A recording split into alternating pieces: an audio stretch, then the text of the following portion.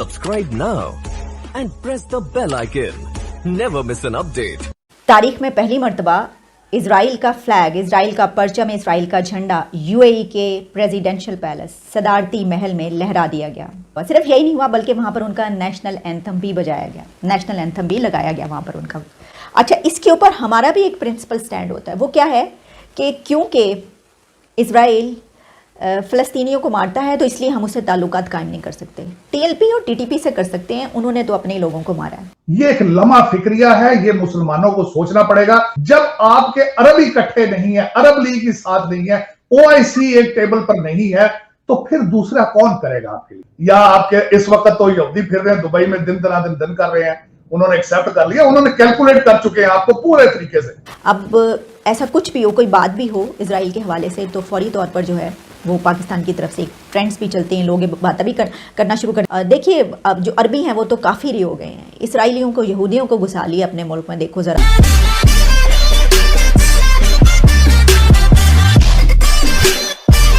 ऐसे बड़े वाक़यात रख रही हूँ जो हिस्ट्री का हिस्सा बन गए हैं, फिर आने वाले दौर में उनकी मिसाल दी जाती है, उनकी एग्जाम्पल पेश की जाती है कि ये हुआ था। दो ऐसी ही बड़ी खबरें मेरे पास हैं। पहली खबर जो कि इजराइल के नेशनल मीडिया में पब्लिश हो रही है, पाकिस्तान के मीडिया में भी पब्लिश हुई है और जगहों पर भी हो रही है, वो ये है कि Israeli flag hoisted for the first time at UAE presidential palace Qasr al Watan. तारीख में पहली मर्तबा इजराइल का फ्लैग, इजराइल का परचम, इजराइल का झंडा यूएई के प्रेसिडेंशियल पैलेस सदारती महल में लहरा दिया गया। और सिर्फ यही नहीं हुआ बल्कि वहाँ पर उनका नेशनल एंथम भी बजाया गया, नेशनल एंथम भी लगाया गया वहाँ पर उनका।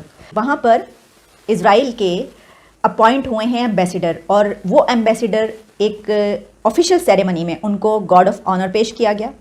और इसके ऊपर उसके बाद उन्होंने बड़ी एक्साइटमेंट भी शो की और सोशल मीडिया पर इसके हवाले से लिखा भी। क्या लिखा मैं आपको बताती हूँ।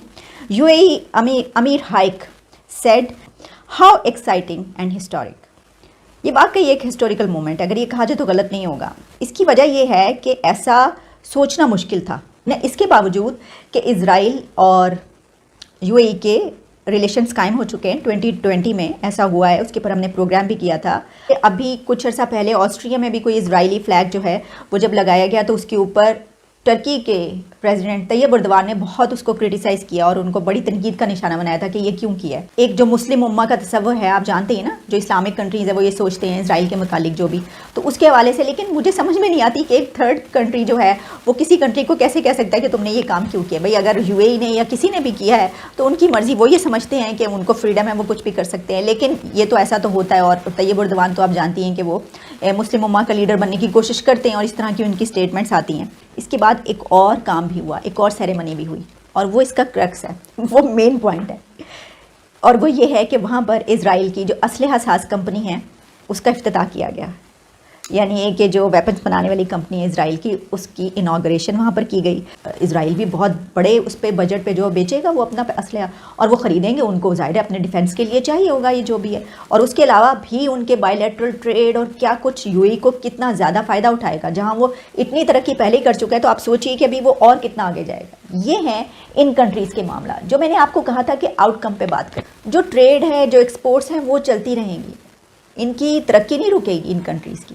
अच्छा, इसके ऊपर हमारा भी एक प्रिंसिपल स्टैंड होता है। वो क्या है कि क्योंकि इजराइल फ़लस्तीनियों को मारता है तो इसलिए हम उससे ताल्लुकात कायम नहीं कर सकते। टीएलपी और टीटीपी से कर सकते हैं, उन्होंने तो अपने लोगों को मारा है।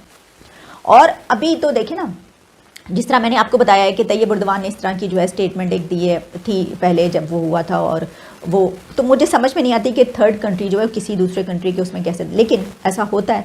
अब ऐसा कुछ भी हो, कोई बात भी हो इजराइल के हवाले से, तो फौरी तौर पर जो है वो पाकिस्तान की तरफ से ट्रेंड्स भी चलते हैं, लोग बातें भी करना शुरू कर देते हैं। अभी भी यही बात होगी कि देखिए, अब जो अरबी हैं वो तो काफ़िर हो गए हैं, इसराइलियों को, यहूदियों को घुसा लिया अपने मुल्क में। देखो ज़रा, यहूदियों के परचम लहरा दिया इन्होंने, अपना फ्लैग उनका लगा दिया। कितने ये काफिर हो गए हैं, ये तो बिल्कुल मुसलमान रहे ही नहीं, ये तो इतने ख़राब मुसलमान हो गए, ये तो हुए हैं ही ऐसे। अरबियों की जो है वो सारी बुराइयाँ अब सामने आएंगी, कहेंगे जो मर्जी करते रहें, हमारा अपना है, हम तो ताल्लुकात नहीं बढ़ाएंगे, हम यहीं पर रहेंगे, हम जिस जगह पर हैं हम हमेशा वहीं पर रहेंगे, हमने आगे नहीं बढ़ना, ये हमारा तहैया है। वो एक जुमला बोला जाता है ना, कोई बात नहीं, अल्लाह मालिक है, जिंदगी गुजर ही जाएगी। तो हमारा ये है, जब आपके अरब इकट्ठे नहीं है, अरब लीग की साथ नहीं है, ओआईसी एक टेबल पर नहीं है, तो फिर दूसरा कौन करेगा आपके लिए? ये एक लम्हा फिक्रिया है, ये मुसलमानों को सोचना पड़ेगा।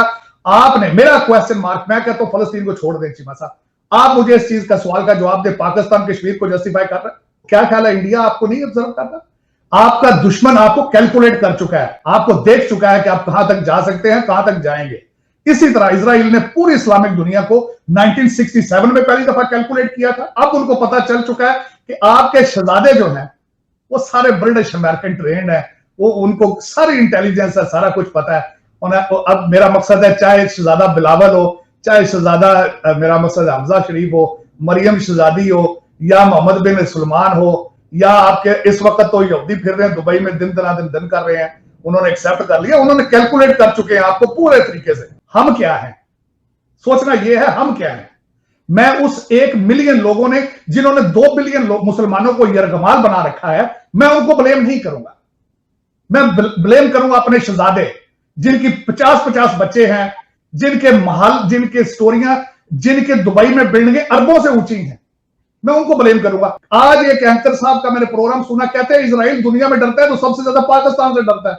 ओ मैं क्या, खुदा दा नाल हो यार, दुनिया को क्यों मिसलीड कर रहे हो और पाकिस्तानियों को क्यों खराब कर रहे हो? और मजे की बात तो ये है कि इवन यूएई ने ये सोचा कि हमें कुछ ममालिक से वीजे जो हैं वो देने बंद करने चाहिए, जिसमें पाकिस्तान भी एक है, कि शायद कोई पाकिस्तान से या कोई और मुस्लिम ममालिक से कोई ऐसा बंदा यहाँ पे ना आ जाए जो यूएई पे कोई हमला करने की कोशिश करे या ये कहे कि आपने इसराइल के साथ ताल्लुकात क्यों बनाए हैं। और उन्होंने जो ऊपर कवर डाला वो कोरोना का डाला, ताकि ये जो ताल्लुकात बढ़ रहे हैं इससे कोई इस तरह की ट्रैवलिंग ना हो। सो उनको यूएई वालों को इस चीज का अंदाजा था कि पाकिस्तान के अंदर जो पब्लिक ओपिनियन है वो किस तरह रेडिकलाइज हुई है, और उसका नुकसान जो है वो यूएई को और उसके जो वहां पे उन्होंने एक